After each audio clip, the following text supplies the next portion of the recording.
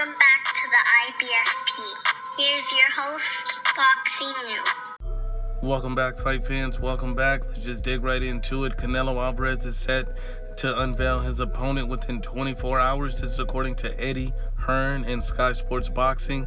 His direct statement is, I believe there's meetings taking place on Tuesday to ultimately determine who is going to get the fight. And, you have a lot of fanboys and narratives that come out and, wondering, is these fights cherry picked for Canelo Alvarez? So we just want to break that down. And honestly, I think both of these fights are tremendously good fights for Canelo Alvarez. They're both undefeated world champions in their prime. So both of these fights make a lot of sense.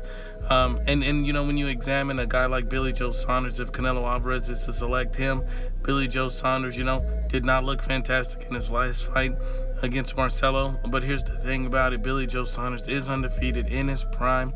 He's a southpaw, and he's going to have a height and reach advantage over Canelo Alvarez.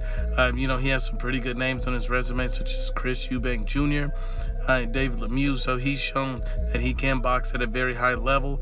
And his last fight against, Marcelo is not indicative of how good a boxer he truly is. Billy Joe Saunders is absolutely not a cherry pick, and he's a great, potential fight for Canelo Alvarez.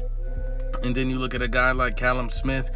Callum Smith, most people look at his last performance and it was pretty awful. Most people felt like John Ryder was absolutely robbed in that fight, but that's not indicative of the type of fighter Callum Smith is either. Callum Smith is undefeated, world champion in his prime as well, and he's going to have a massive height and reach advantage over Canelo Alvarez at 6'3" with a 78-inch reach. That's a very quality fight. This guy won the World Boxing Super Series by knocking out George Groves, so you have to give him all the credit in the world. Callum Smith is a top-level fighter, and he's worthy of a fight with Canelo Alvarez, same as Billy Joe Saunders. Both of these are great fights.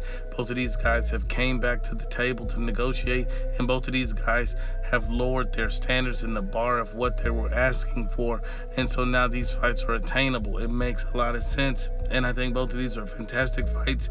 Neither one of these fights are cherry picks, and that's a fanboy rhetoric from biased media. We have to be honest and unbiased when we analyze it.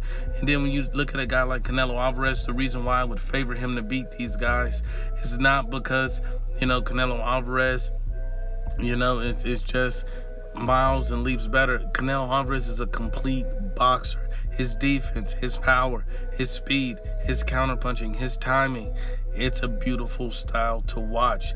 This guy literally has everything. He checks off every box. He has a great chin. So that's why it makes all the sense in the world why Canelo Alvarez will pick another top-level boxer to fight and why he would be favored to win. But once again, Unbiased, as always, is the IBFP.